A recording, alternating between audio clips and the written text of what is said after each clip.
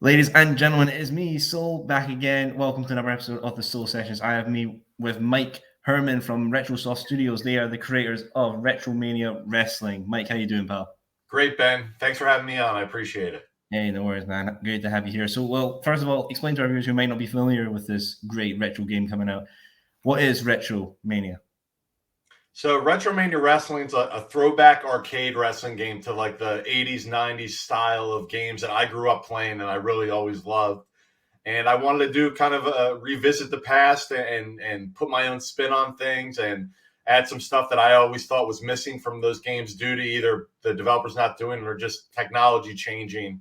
The memory limitations gone now in the year 2022, right? So it's just a great, fun to easy pick up and play, fun arcade wrestling game. Yeah, I mean, it is great. I mean, I've picked up as well. I'm playing on my PS5, and I've actually just had a blast with it. Can't take it down. It's just all these great classic styles. The whole art style is great. The arenas look great. Even the wrestlers themselves got this whole digi style. It's real. Takes you back to the arcade sort of style. You come in and you look around, and it catches your eye. The vibrant colors and art style. What was the aim goal that you wanted to go with that retro art style? What was it? Yeah, I think that really I always loved pixel art, and granted, I still play modern games as well. So I'm not, only pixel art games, but it's that kind of art style that I've always loved and I think has really held up well. If you go back and look at like some early PlayStation 1 games, for example, the first 3D polygon games didn't really hold up too well.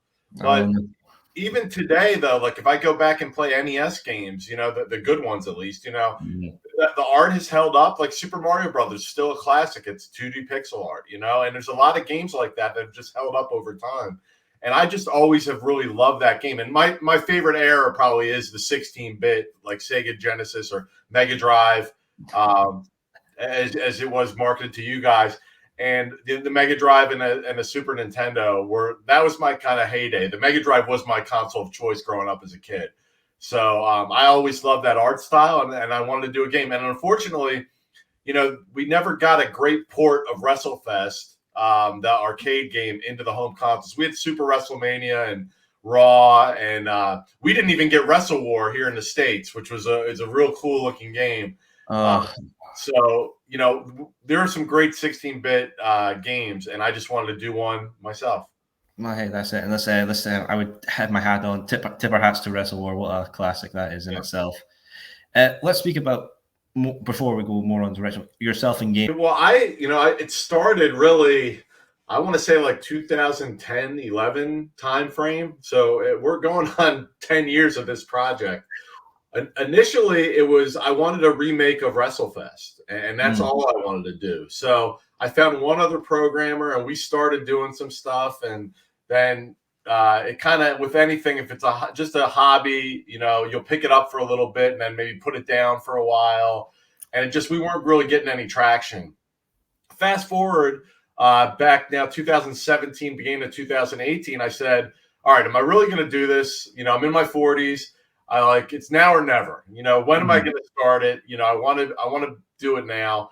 And I decided, let me hire a legit, game programmer. My background, I have a degree in software engineering, but it's all my experience has been on business software. So I've never really coded a game before, and I did start doing this myself. The first thing the lead programmer that I hired did was throw out the code I did. He's like, "Yeah, it's great. We're going to get rid of that though." There's all that work going. Yeah. All right, okay, let's build up and let's keep going. Yeah, so final, but really, to answer your question the short way, I was sick of waiting for somebody else to make the game I wanted to play myself. Like I'm a big Fire Pro Wrestling fan as well, so it does have that 2D gameplay mechanic, but it's more of a simulation. And I was looking for something with quicker matches, pick up and play style action that just moved significantly quicker than what Fire Pro did. I still love Fire Pro, but this is a different game than Fire Pro.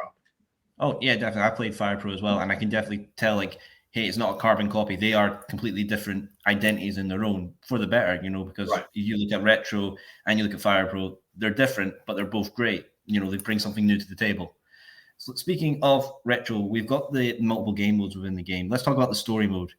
Obviously, your protagonist is Johnny Retro, formerly John Morrison, John Hennigan. How did that come about? So, we reached out to John, Mike Archer, who worked with me on the licensing part of the game. Had a previous contact where he used to work at WWE, so he had John's contact info. We reached out to him, but it's a funny story with John is we were almost ready to part ways. There were some differences in the contract of how we wanted to do around marketing the game or whatnot. Really minor stuff. So I emailed him once. I'm like, thanks for your time. I go, unfortunately, it doesn't look like we're going to be able to get to work this out. Here's the artwork we were going to use, just so you know. And he responded to me like immediately and says, and this is like probably 1 a.m. And 1 o'clock in the morning. He was on the West Coast, on the East Coast, so it was a 3-hour time difference. He's like, hey, I just saw your email. Can we talk? So we got on the phone and just talked for maybe 15 minutes and talked through the differences, and he signed. It was just really, it was one of those things where you can't really get the full understanding of an email. Sometimes it's just word. It's cliche, but it's just words on a page. If coming out of someone's mouth, and I guess he was able to feel me out a little bit in those 15 minutes to make himself comfortable with signing with us. Because remember, we had never done a game before. We're a brand new company. I had zero track record of doing games, so he didn't know me. He was going on basically what Mike Archer said, and he had a good relationship with Mike, but he didn't know me. I was the one running the project, so it just took us 15 minutes on the phone to work it out, and he signed. So it was awesome. We got him right before he went back to WWE. Oh, perfect timing as well. I mean, it just shows you that sometimes you just got to take a chance on the new guy and look what it's worked out to. It's worked out to a pretty solid game. And the story mode as well, it's something in itself. A lot of references to like Meltzer's in there and everything. What was the idea of building the story mode? Did you just think, keep it grounded, or did you think, nah, screw it, let's just WCW 2000 this thing? Yeah, I mean, really. So a guy by the name of Sal Payne, who is an author and he's a professor, he had sent me I'd reached out to him about writing a story for the game. He sent me this little short story he wrote that wasn't about Vince McMahon, but it was a character based off of really, he got some inspiration from it. It's an unpublished short that he wrote, and I loved it. And he had a lot of funny humor in it, and it worked out really well. And I'm like, hey, do you want to write the RetroMania story for me? And initially we had a lot more advanced stuff that we wanted to do with it, but it was already taken. We were already a small studio, and I had like, the saying, your eyes are bigger than your stomach when you're really hungry and you want to eat. We just had to put in what we could, but it came out really well. He really knocked it out of the park. It's kind of a simple story mode to get you through the different modes of the game, to expose you to things you may not be exposed to if you were just pick up versus mode in it. And the humor, the subtle nods, like you said, to the Meltzers, and there's some other actors in it, and just a bunch of other references in there that if you're a wrestling fan, you'll really see the subtlety of some of the humor in it. It's pretty funny. It is pretty good. Oscar worthy, or Slammy worthy, shall we say. We'll go for that one. Was there a particular part in the story that you looked at and thought that works so well? Well, my favorite, I can pick to like a specific like line of the dialogue where it's coming off of one of your matches, and it goes to Hollywood Nova saying it was an infomercial gimmick. I don't know. It didn't really work out that well. And it was that was the end of a statement of him talking to somebody. And for those his Simon Dean character, no one else would have really picked up on that. But it was really funny. He thought it was pretty funny too. When I said, I'm like, you weren't annoyed because I've since met him at a convention, and I was like, you weren't annoyed at that? He's like, dude, not at all. It was awesome. He's like, good job. So that was kind of probably my favorite line in it. But any of the little things that came out, I really liked. Yeah, that's great. I mean, the roster is great. You got the BWO in there, and Brian Myers, Colt Cabana as well. Hawk and Animal, obviously the Road Warriors. Talk about getting like Hawk and Animal involved. Obviously, this game came shortly before Animal sadly passed away. Yeah. So we signed. They were the first people we signed. So initially, the game was going to be based on YouTubers, like YouTube personalities. There's a lot of like retro gaming YouTubers that I've been watching for years, such as the Game Chasers, John Riggs, John Hancock, the CU podcast guys, Pat and Ian. So I've been listening and watching their guys' content for years. And I was really, the idea of signing actual wrestlers was a little overwhelming for me. I didn't know any wrestlers, where I didn't even know where to start. Mm-hmm. So I said, you know what, let me reach out. And I finally got in touch with Animal through like one of these third-party booking agencies, and was able to sign them, and it just was a lot easier than I thought. So then it came down to, kind of navigating who was available, who wasn't under like WWE Legends agreements or didn't have the rights tied up somewhere else, and who could I afford? You know what I mean? Because some of the bigger name guys that I would have liked, I couldn't really justify spending the money for them. Some of them were worth the money they were asking. I just couldn't afford it. But some of them I didn't think were worth the money they were asking. So I had to, politely walk away from it. But I think we have a very kind of eclectic roster, I would call it, that spans, the Road Warriors down to our Indie Mania winner, Warhorse. You know what I mean? So he's a popular independent wrestler. So we wanted to kind of mix in different eras of wrestling and a little bit of something for everybody. Yeah, it is definitely spans a complete broad as well, of different styles of wrestlers, different gimmicks as well. It is very good. If you had AAA budget, what's one megastar you would get for the RetroMania? It's hard to, I would say, Sting would have been awesome. If you throw out any WWE licensing, Sting, obviously, The Undertaker would great. Hogan, Piper. I would have loved to have recreated Hogan, Piper, Mr. T, and Mr. Wonderful from WrestleMania 1. And put that on the cover. I think that would have been great. If budgets and licensing were no issues, that would probably be one of the coolest things. Because that's kind of nostalgia grab for me, going back to my childhood. That I started watching right before WrestleMania. I was 10 years old, 10 years old, and that's when I started watching it. So I remember vividly the build-up to WrestleMania. And at the time, I didn't know it was a work. So I'm like, Mr. Wonderful and Piper just beat up some guy in the streets, It's like, and it's just fresh off of me watching Rocky 3 with Mr. T in it and Hulk Hogan in it, with Thunder Lips. So that time frame has a special meaning for me. I remember growing up and that whole build up to WrestleMania, and I think that would have been pretty cool to have those four in it. Oh, that would have been something as well. Let's go on to the arenas, because I really like how the arenas look. They've all got their own personality in essence. You can feel behind them. My favorite one is the Major Wrestling Figure Podcast arena. That's a great Brian Myers and Matt Cardona. How did that come about, including their podcast logo and stuff? Yeah, like so they got released, like, I want to say April of 19. I want to say they got released, I think, and we jumped on them. And I was debating, when should we contact them? They just got released, like literally the day. And I'm like, you know what? If I got let go from my job, I would be happy getting offers for anything the same day. I think it would make me feel wanted. It would make me feel like, oh, I do have a fan base, and they obviously do. I don't know. And I don't want to put words in their mouth. They didn't say this to me or think this at all. But I'm just thinking, you know what? Screw it. Let's reach out to them right away. The worst they can say is no at this point. And they were really easy to deal with. And I said, and I had already had these ideas because, I thought they were a great fit because of the Wrestling Fig podcast. They were already big into that retro scene already. And I just thought kind of mimicking an old toy wrestling ring would be perfect for an arena for them. That was smart. We used your logo, and they're like, absolutely. And we did it, and they loved it. So, and I actually had some posters printed out for a convention that we were at, and I got Matt was in town at another retro toy convention. I stopped by and he signed some for me. He's like, you got to send me some though. So I mailed him some so he wouldn't have to travel on the airplane with them. Oh, how consider? Yeah, because it's like an old LGN figure ring. It's just perfect. Well done, my friend. Came out awesome.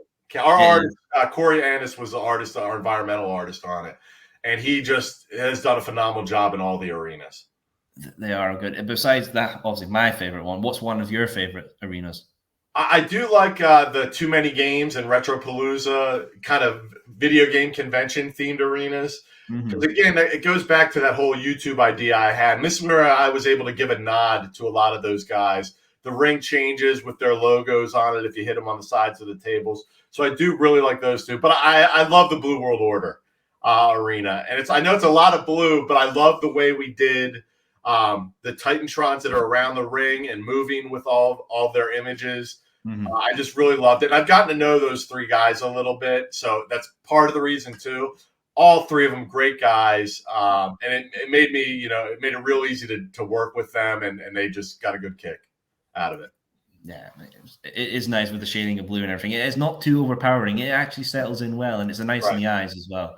Let's speak about Nick Aldis and what he brought in. Obviously, at the time, Nick was the NWA World Heavyweight Champion, and you can defend this title as well in the game. So how was that? Was that through Nick, or did you speak to the NWA directly about this? Yeah, Nick was through Nick, but we did have the NWA first, and the way the NWA works is not the same as the WWE. So we couldn't the NWA couldn't sign Nick's rights to us. We had to go to Nick directly. But yeah, we worked with somebody who works with Billy Corgan pretty tightly at the time. We reached out to him. He signed the contract with us to be able to use the NWA logos, the rings. I love that. That's I'd be amiss to say I don't love the NWA arena as well. The studio, when they brought back NWA Power didn't exist when we signed them, so they hadn't even started their initial season of the NWA Power show. And as the day they did, I sent it to Corey, our artist. I said, you got to remake this exactly like it is in our game. And a week later, we had it in game, which was awesome. But yeah, but since we signed the NWA, I'm like, well, we got to get Nick. We have to sign Nick to it. And Nick was awesome. He did a ton of promotion for us when we launched with II Arcade on that platform. He went on their show and really promoted it, did a remarkable job. And Nick's just been awesome, from a social media standpoint, retweeting anything we put out there with him involved. So it's been great. Yeah, I mean, it must be, feels like a joy as a wrestling fan to have the prestigious title of the NWA in your game. I grew up before, I mentioned I grew up in the WrestleMania era, kind of when that first started. But the first wrestling I watched was Jim Crockett Promotions. So that was, the NWA was what I initially watched. And I always liked the more, I'll call it wrestling, whereas I would say WWE at the time I was 9. It was a little more cartoony, but I still loved, at 1 o'clock, Channel 17, anybody who is from the Philadelphia area near me knows 1 o'clock, Channel 17 was Jim Crockett Promotions Worldwide Wrestling. And I never missed it. So it was really cool to have the NWA title in there. Yeah, it must be as well. And going on to my favorite game mode as well with the NWA title, the 10 pounds of gold game modes. So for those not familiar, would you like to explain the 10 pounds of gold game mode? Yeah, absolutely. So you pick one of the members of the roster, excluding Nick Aldis, because in the game he is still the champ in the 10 pounds of gold mode. And you pick a wrestler, and you basically go through the set. You have to win 10 matches to complete the mode. The arenas are fixed. You go through all 10 of the different arenas, but your opponents change every time you run through the mode. And there's different match types as well as you go through. So you not only have to win singles matches, cage matches, 3-way match, 4-way match, which is everyone tells me is the hardest match in the game, which it is. It can be a little frustrating, but we wanted to give some challenge in there. And then you have to win a 2 out of 3 falls match with the champ to win the title and then defend the title against them as well to complete the mode and roll the credits.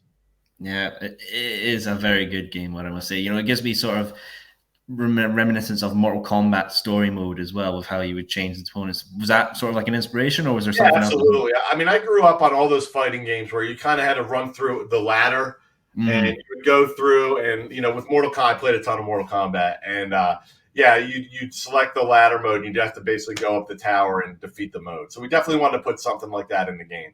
And I did want, Nick did a great job on the voiceover work. So we kind of another little nod to WrestleFest, where you had the Legion of Doom give their little promo and call the gerbil face geeks was Hawk's famous line in that. But we wanted Nick Aldis just I gave him nothing to go on. I go, we need a short promo for end of the game mode, and he gave me 2. And it was hard to pick which one because they were both amazing. So he did a great job with it. Well, he's definitely done a great job. And I must say, Mike, you must also be someone who can see in the future as well, because you kind of predicted the next NWA champion in your game mode as well for certain players.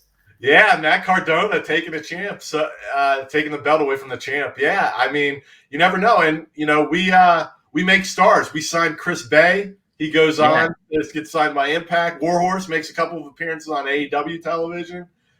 Johnny Retro gets re-signed by WWE after all. And Matt Cardona is a hardcore legend now. So, RetroMania makes stars. Yeah, so, hey, independent wrestlers, if you want to become a star, you know where to go, guys.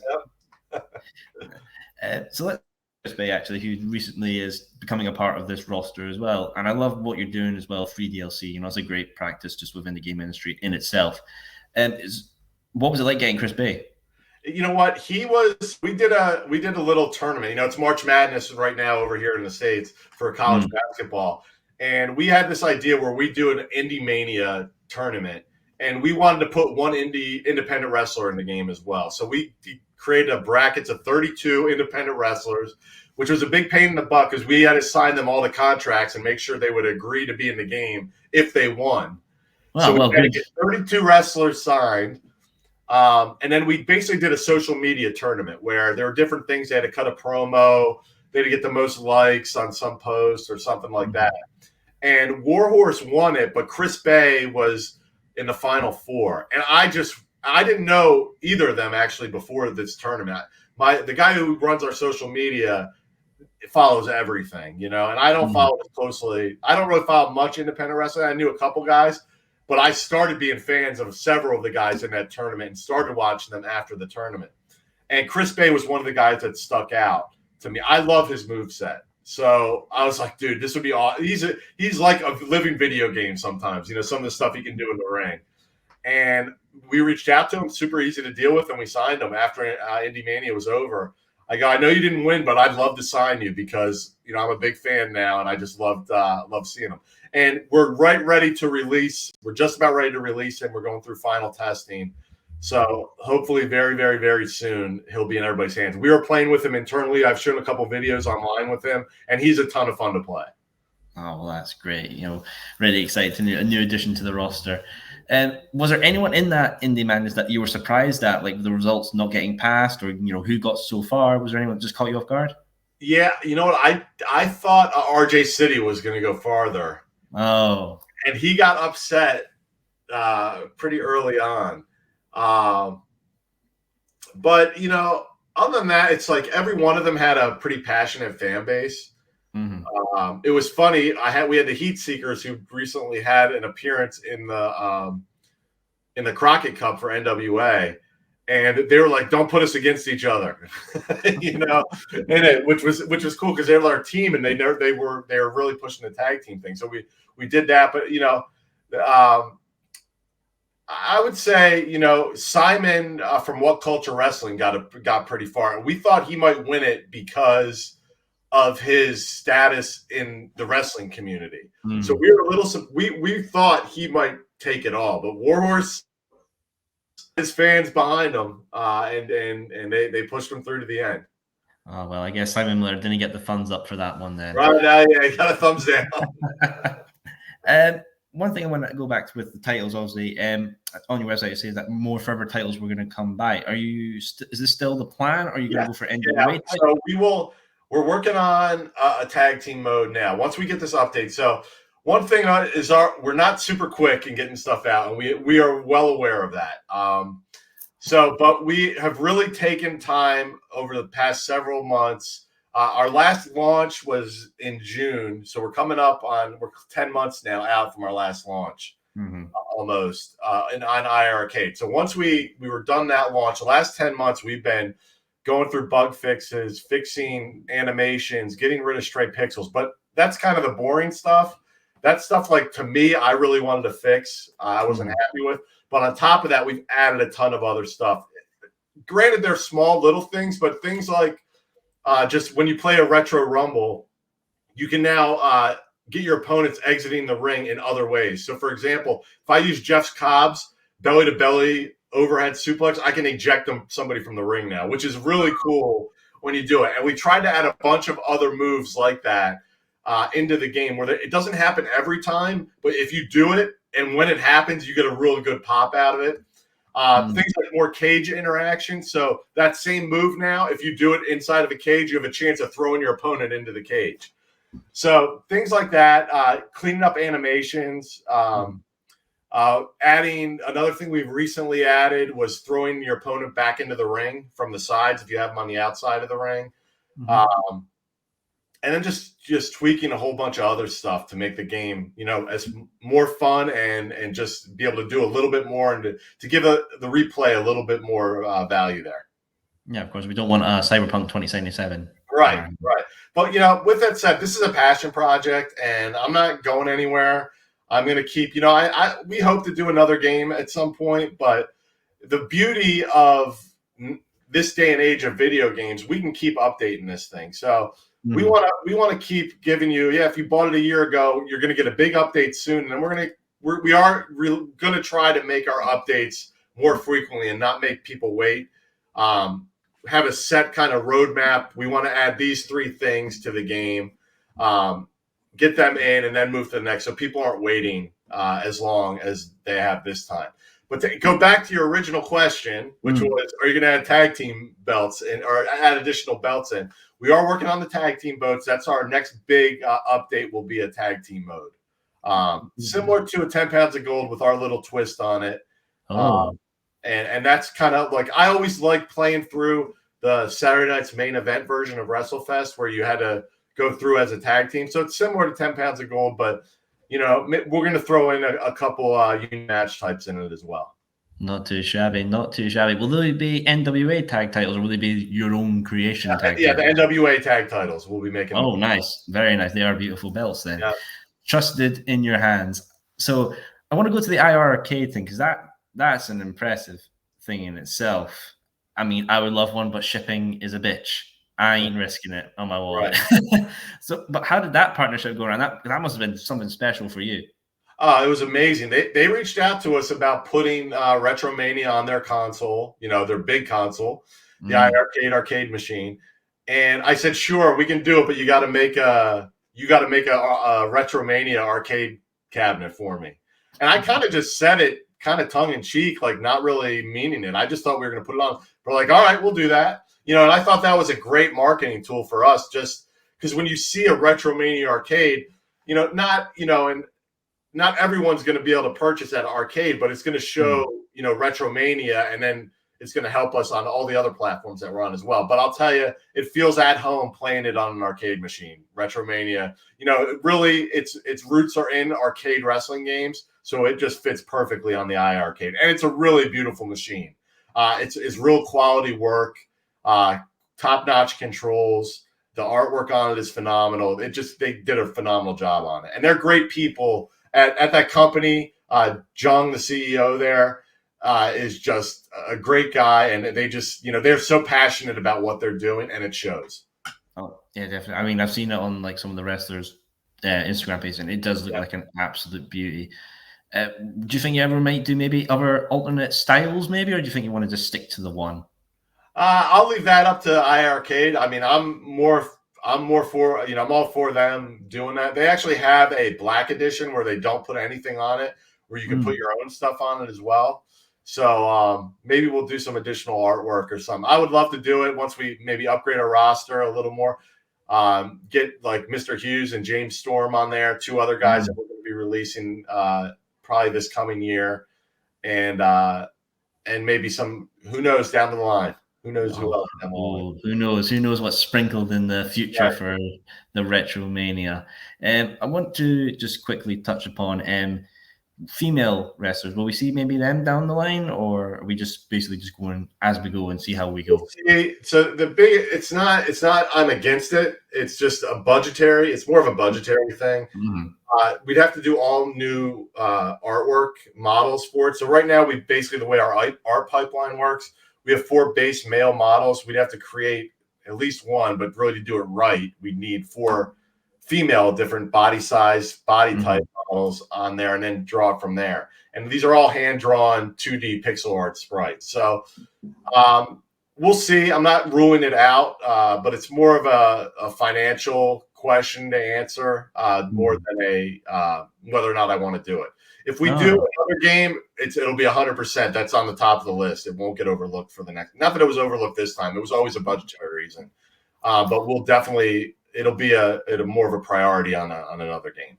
Yeah, I think sometimes people who play the games don't understand the budgetary restrictions. There's things you want to put in, but just with money, you've always got to just dream big. But then, unfortunately, there's a lot of other things that got cut too that I would have thought would have been really cool to do. But we'll see. We'll see. You never know for a game too. If you were to do it, would it be a sequel, or would you like to maybe do a spiritual successor? It would probably be more of a successor because we're going to keep updating this style of game, so it would probably be a different gameplay mechanism. We change things up, do some different things. I think I'm very proud of RetroMania, and it really hit on the style of game I wanted to make. We can still improve upon it, and we're going to do that with updates. It depends. If we get to a point where there's a bunch of things that we just can't do because we have engine limitations at this point, then maybe we'll do a true sequel. But otherwise, I would like to do another wrestling game, but just a different take on it. Maybe something else.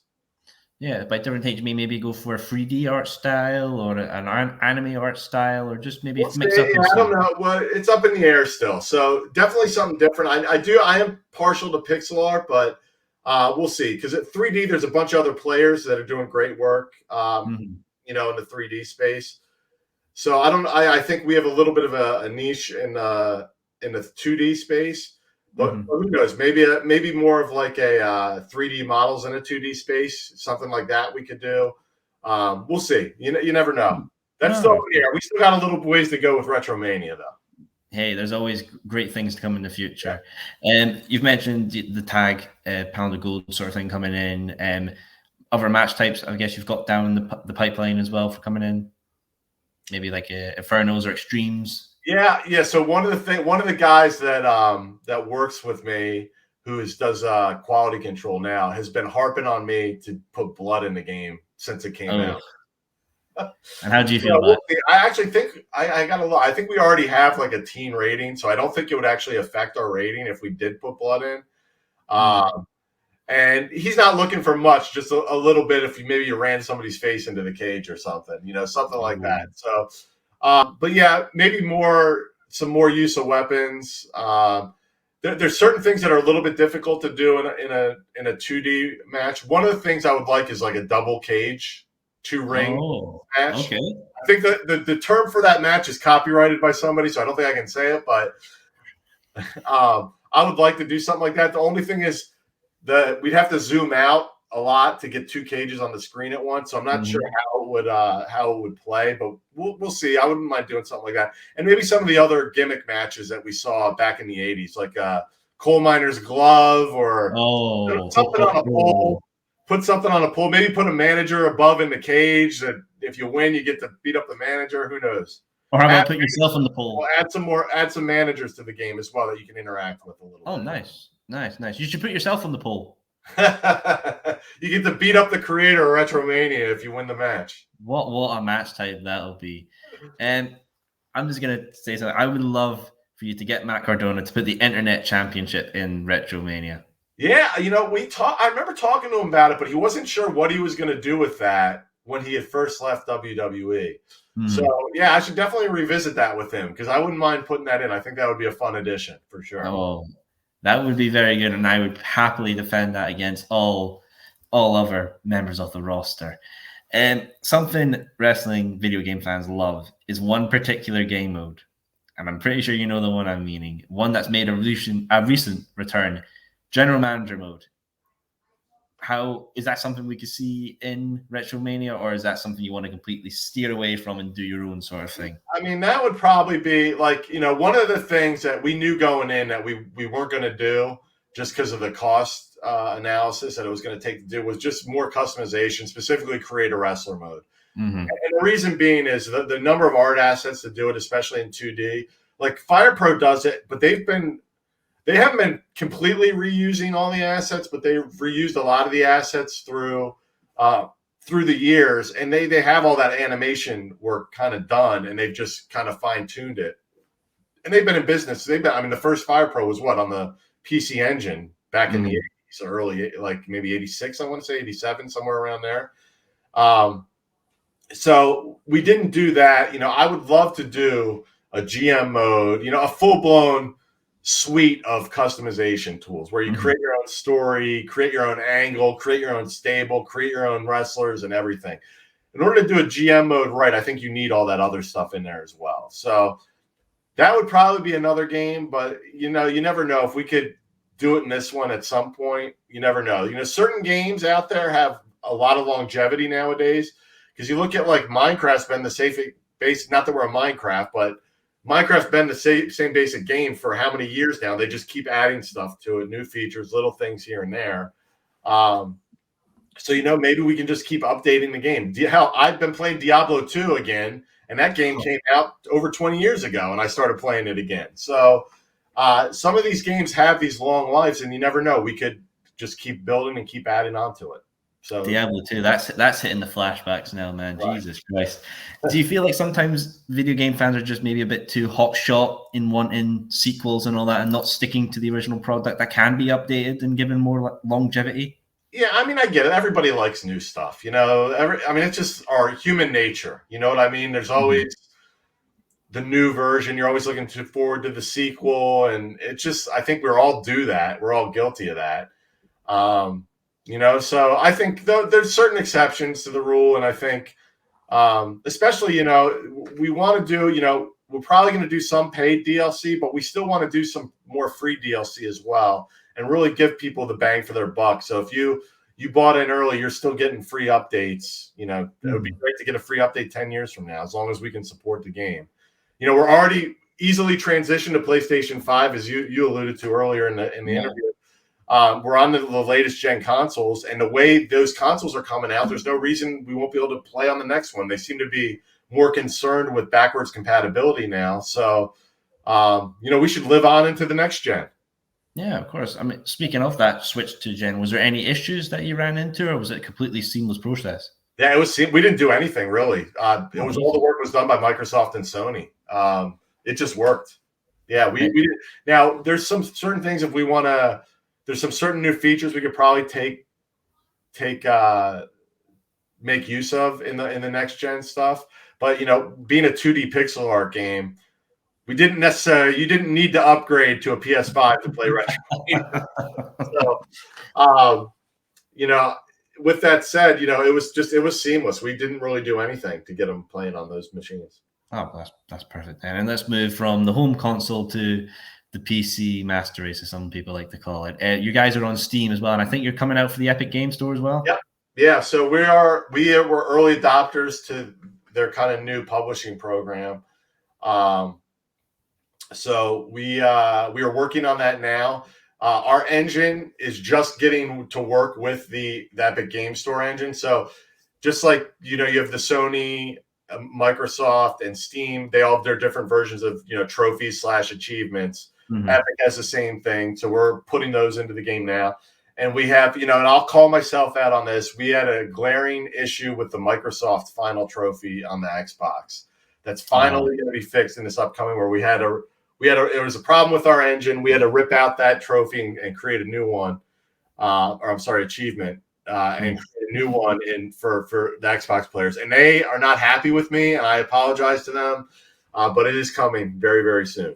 Oh, well, hey, patience is key. Patience is key. Will there be a little cheeky reference to it in the new achievement, maybe? Or I think so.